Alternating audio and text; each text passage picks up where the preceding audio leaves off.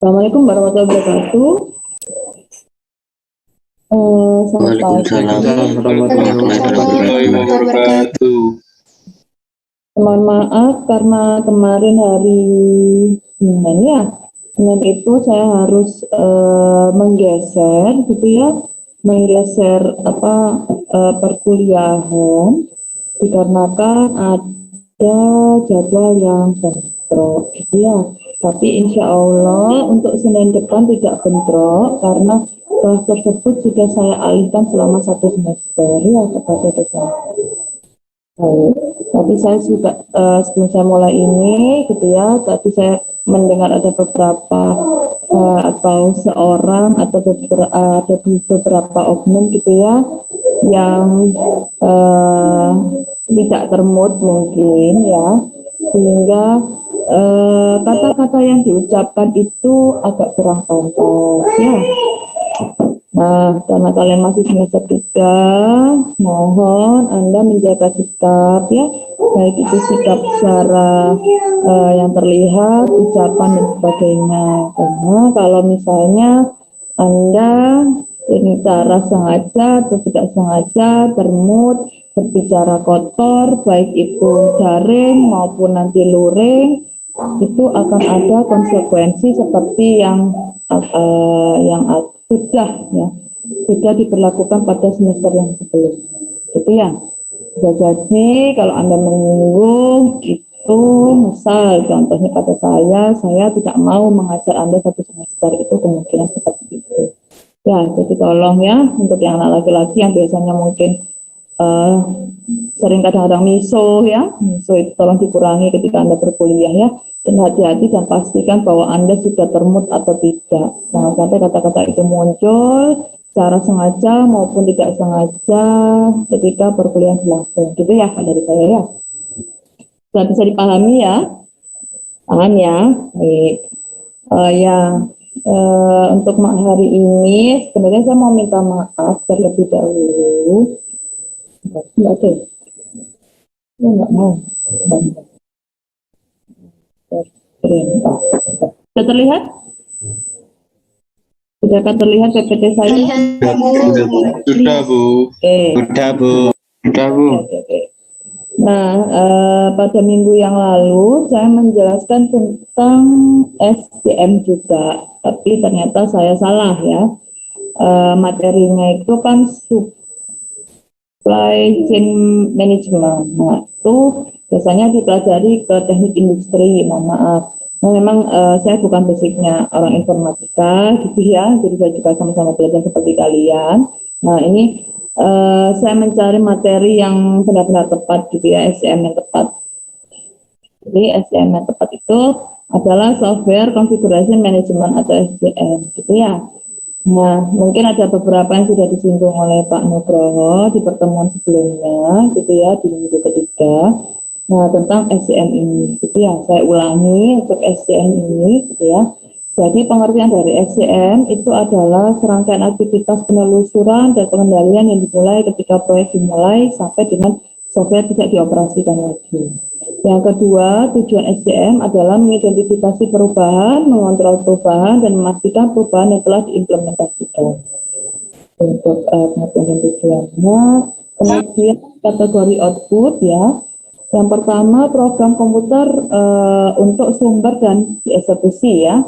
Kemudian dokumen untuk praktisi teknis dan juga pemakai. Kemudian output yang terakhir adalah data yang diisi ke dalam program dan keluarannya juga bisa dari program tersebut. Selanjutnya, sumber perubahan mendasar. Yang pertama adalah kondisi pasar. Yang kedua adalah kebutuhan pelanggan. Yang ketiga adalah reorganisasi atau perubahan struktur tim pengembang. Kemudian ada redefinisi sistem atau produk. Nah, kemudian ada konfigurasi manajemen atau CM di sini. Yang pertama untuk versi baru perangkat lunak itu dibuat karena adanya perubahan. Misalnya ada sistem operasi yang berbeda pada mesin. Kita tahu ya OS itu kan biasanya berkembang gitu ya. Nah itu kan kadang-kadang software itu harus mengikuti OS-nya. Nah kayak gitu. Jadi kita harus melakukan perubahan-perubahan perangkat lunak sesuai dengan ada sistem operasi yang berbeda. Itu kita harus tahu. Kemudian adanya perubahan pada kemampuan. Jadi kita bisa menawarkan kemampuan yang berbeda. Jadi software ini ada kebaruan fitur apa, misalnya seperti itu. Nah, itu juga untuk kebutuhan tertentu. Nah, kaitan dari konfigurasi manajemen untuk memanage pengembangan perangkat lunak itu meliputi apa aja? Yang pertama, pergantian sistem pada sebuah aktivitas tim, gitu ya. Yang kedua, bertujuan untuk mengontrol biaya dan melibatkan membuat perubahan pada sistem, gitu ya. Nah, kemudian yang ketiga adalah melibatkan standar dan prosedur pengembangan aplikasi untuk memanage pengembangan perangkat lunak. Yang keempat adalah merupakan bagian dari proses manajemen kualitas, ya. Kemudian hubungan CM, sistem perangkat lunak itu juga disebut baseline sebagai titik awal untuk mengembangkan yang lebih lanjut, ya. Kemudian merupakan sebuah konsep manajemen konfigurasi perangkat lunak untuk mengontrol perubahan selama perubahan masih dapat dibenarkan. Jadi kalau perubahannya tidak terlalu jauh, itu masih bisa dilakukan, gitu ya. Kemudian adalah standarisasi CM. Yang pertama, CM itu harus selalu berdasarkan pada standar yang telah diaplikasikan dalam sebuah organisasi, gitu ya. Kemudian ada standar itu juga didefinisikan bagaimana item-item tersebut diidentifikasikan, bagaimana perubahan tersebut dikendalikan, dan bagaimana memanage versi yang baru. Yang ketiga, mungkin ada sebuah standar yang eksternal yang mempengaruhi seperti standar IEEE yang mungkin sudah disampaikan oleh Pak Nugroho pada pertemuan sebelumnya. Kemudian beberapa standar penerapan proses pengembangan seperti model air terjun atau waterfall di sini sudah mungkin kalian pelajari ya. Kemudian ada standar CM yang baru membutuhkan pengembangan yang sangat evolusioner, gitu ya. Nah, frekuensi sistem buildingnya, yang pertama itu digunakan untuk memudahkan menemukan masalah yang berasal dari interaksi komponen yang dimulai pada awal proses.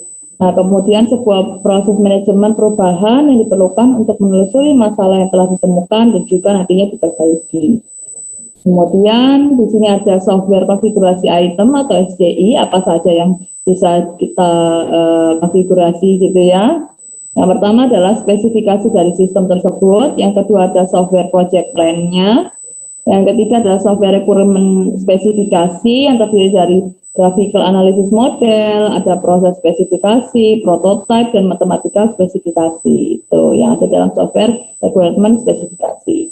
Kemudian yang keempat ada preliminasi user manual, gitu ya. Terus yang kelima ada desain spesifikasi, yang terdiri dari data design description, kemudian ada architectural design description, module design description, interface design description, dan object description. Nah, ini jika teknik object oriented yang digunakan, gitu ya.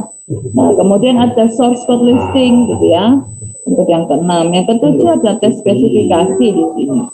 Di situ terdiri dari dua, test plan and procedure, gitu ya. Yang kedua test case dan record result, ya.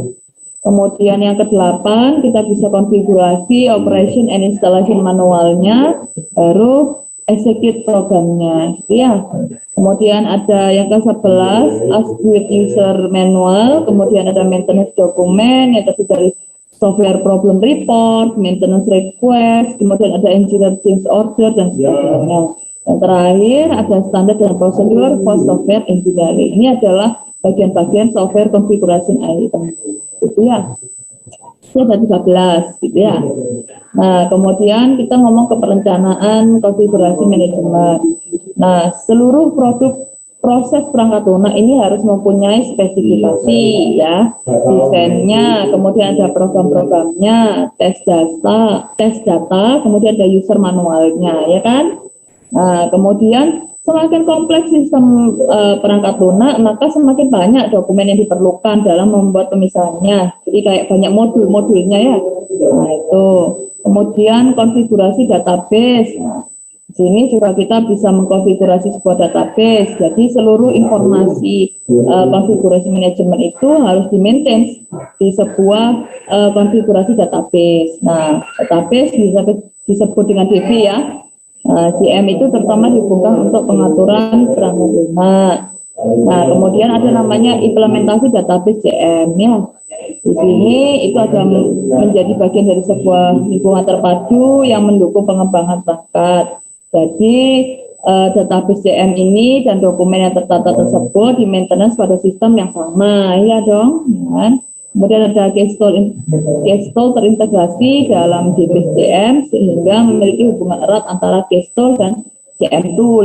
Ya, secara umum CM dirawat secara terpisah dan sebagai bagian yang lebih fleksibel dan juga murah. Ya. Oke, kemudian ada manajemen perubahan.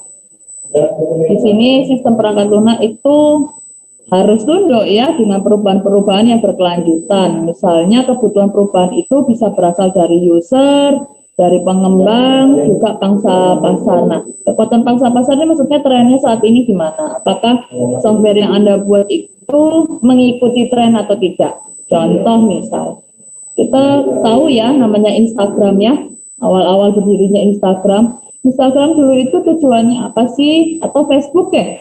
Facebook dulu tujuannya untuk apa? Facebook dulu hanya sebagai alat komunikasi, bagaimana kita bisa berkomunikasi dengan teman-teman kita yang jaraknya jauh sehingga lebih dekat, kan seperti itu.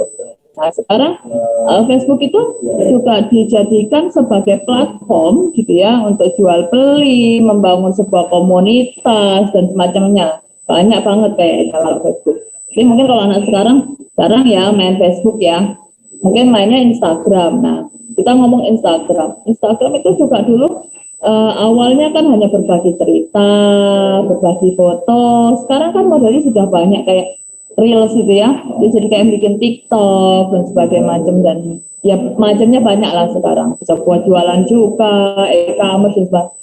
Modelnya banyak sekali Instagram sekarang. Nah, itu adalah kekuatan pangsa pasar. Apabila pengembang sebuah Instagram itu tidak mengikuti pangsa pasar ya, nanti aplikasinya tidak akan lagi di-download gitu.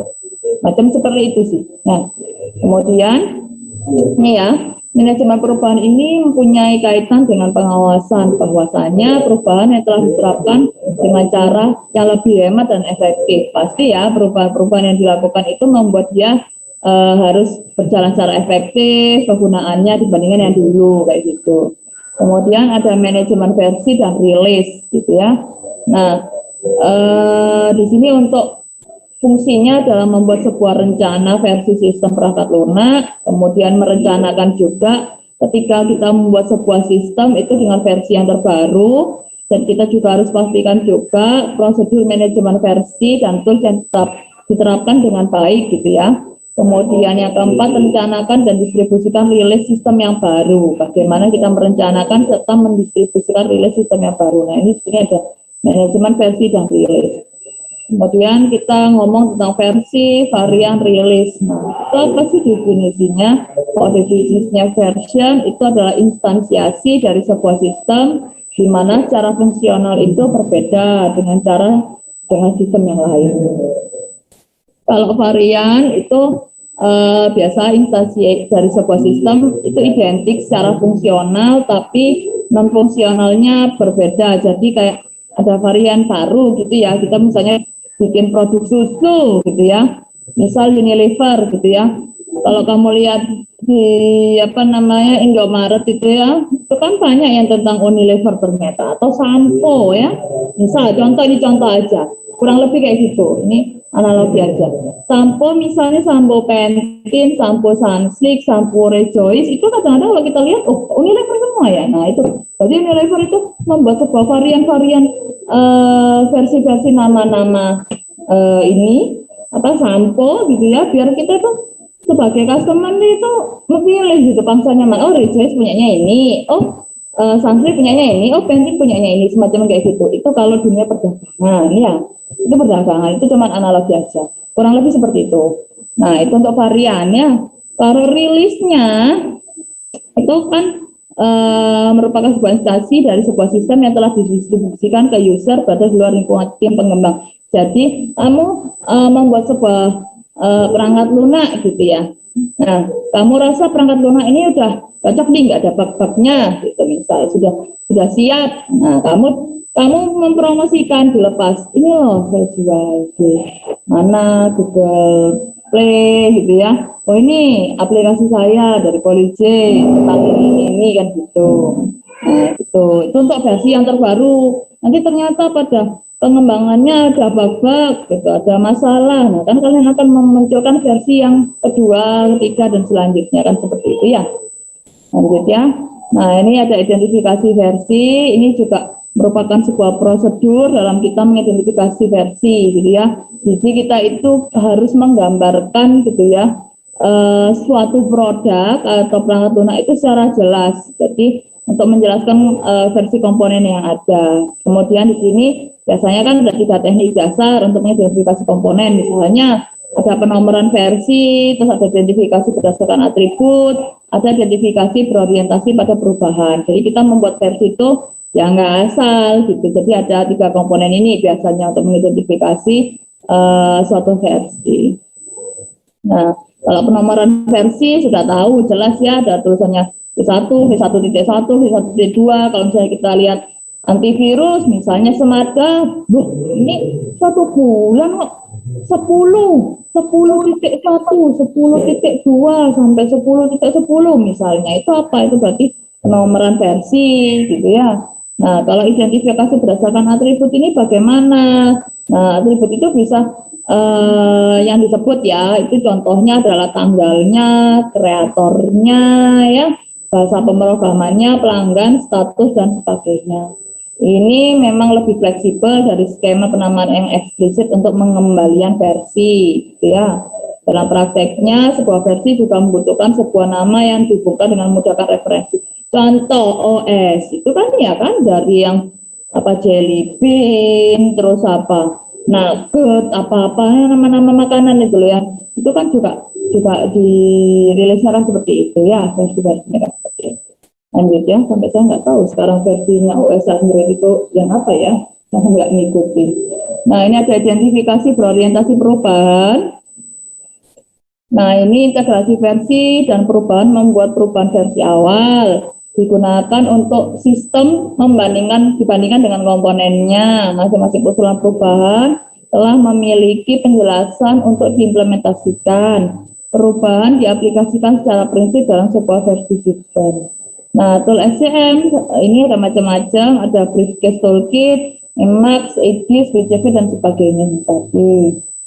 Oke, hari ini tuh sebenarnya saya mau klarifikasi dari materi yang sebelumnya, gitu ya. Karena memang karena melihat kesibukan dari anak-anak TIF reguler maupun Bondowoso, gitu ya. Di sini tidak ada ini ya, tidak ada apa namanya, tidak ada apa kulit ngomong biasanya absensi gitu ya kemarin. Jadi saya anggap yang datang maupun tidak datang itu saya anggap datang semua. Tapi beberapa mahasiswa sudah izin, ada yang ikut lomba, ada yang ada kegiatan keagamaan ya, ada yang kegiatan menjadi panitia, semacam-macam wes. Iya wes gak apa-apa. Kalau saya tidak ada masalah. Yang penting saya sudah mengklarifikasi untuk materi yang kemarin yang saya salah itu. Itu ya. Ya, mohon maaf mengganggu waktu liburnya ya. Bu, satu-satu, Bu, ini saya waktunya kencan, Bu, ini. Jadwalnya kencan ini, nggak jadi kencan saya nih, diundur gara-gara Bu Fani nih, gitu ya. Jadi saya nggak ngambil waktunya banyak, ya, hanya mungkin 15 menit tadi ya, untuk menyampaikan klarifikasi materinya. Nggak apa-apa ya, 15 menitnya ya, insya Allah tidak terbuang gitu ya. Insya Allah tidak terbuang, jadi saya nggak punya hutang bersalah gitu. Aku kemarin ngajarin materi anak teknik industri lah itu, ngomong aku ya. Ternyata tuh punyanya anak teknik industri, tak sampaikan ke teknik informatika. Jadi saya minta maaf ya. Untuk yang SCM kemarin sudah saya hapus juga dari LMS. Insya Allah yang ini yang akan saya share gitu ya. Apabila nanti ada kekurangan, kita sambung materinya di hari Senin gitu ya. Itu ya, saya minta maaf ya. Mengganggu waktunya sedikit aja 15 menit ya. Biasanya ini masih santai-santai pembangkong ya. Bangkong lah, opo lah ya, ono sing arepe kencan gak sito, ya mohon maaf ya. Insya Allah nanti bilang ke pacarnya, sorry, cuma 15 menit tiba kuliah, gak suwi kok, tenang, situ, tak apa ya, umur gini, ngono lo ya, ngono, celali tapi ATC sikatan terus parfuman celali ya, ya gitu ya. Pesan dari Bu Fani, kemarin saya habis ini ya, apa namanya, ada tragedi, kok saya sih bilangnya tragedi, karena itu terkait etika moral gitu ya, tolong bagi mahasiswa-mahasiswa terutama yang laki-laki mungkin sering berkata misuh-misuh gitu ya, kirim menerek, pastikan gitu ya akun Anda termut saat Anda mengucapkan itu sehingga tidak akan menjadi masalah. Nah, tapi Anda apes ya, tidak termut saat kuliah itu yang menjadi masalah itu ya. Bisa-bisa dosennya tersinggung, tidak mau mengajar Anda 1 semester itu pusing, itu sudah saya berlakukan ya. Jadi insya Allah Senin enggak ya, saya tidak akan memilih kelas itu ya. Yang megeli sekali itu ya, saya sudah menggeser 2 kelas yang berharga ya, anak semester 3 harusnya ngajar perencanaan proyek perangkat lunak, saya ajar workshop, ternyata saya dipisui lah, itu kan megeli lah gitu ya, ya gitu, itu menyebalkan. Jadi insya Allah hari Senin tetap bersama saya, kita materi yang selanjutnya gitu ya, nggak apa-apa ya. Oke, kalau saya dari saya gitu, kemarin juga itu ya, saya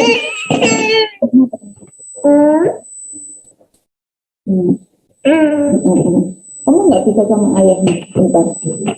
Saya mau ngecek dulu apakah ada yang kemarin sempat tidak absen pada hari Senin, baik kelas Bondowoso maupun kelas ini, kelas apa? Bentar. Kelas itu mana ini? Reguler ada? Bentar, saya cek boleh ya? Bentar ya, waktunya ya. Waktunya sebentar saja untuk saya cek.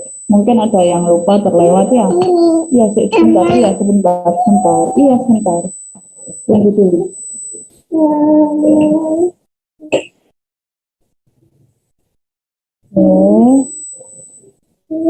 Ida Novita Sari itu kemarin masuk atau memang lupa atau bagaimana?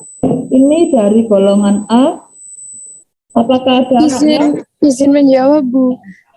Ida Novita resign Bu, kalau nggak salah. Oh oke. Makasih Mbak. Ya. Berarti A. Bentar ya Mbak ya. Oke, A sudah semua ya. Soalnya tinggal Ida lagi.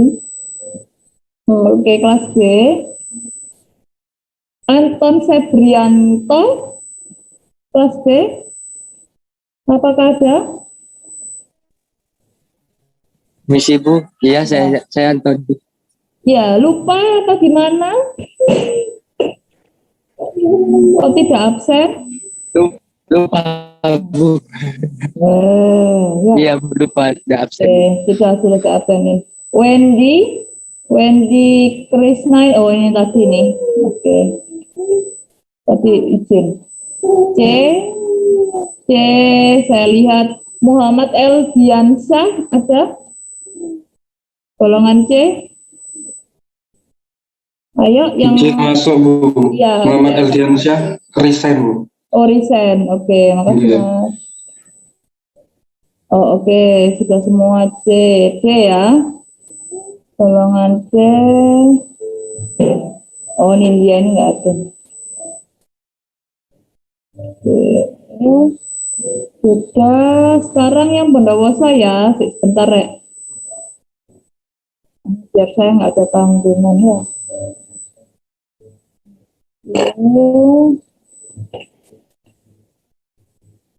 Oke. Kelas yang B, Bondowoso, Billy Damas, ada? Dari Bondowoso mungkin kenal Billy Damas? Ada yang bisa menjawab mungkin? Billy Damas ini resign atau memang anaknya sebenarnya ada atau bagaimana? Ada Bu. Ada. Mungkin lupa absen. Oh lupa absen ya. Oke. Yang A, Azizatun Hasanah.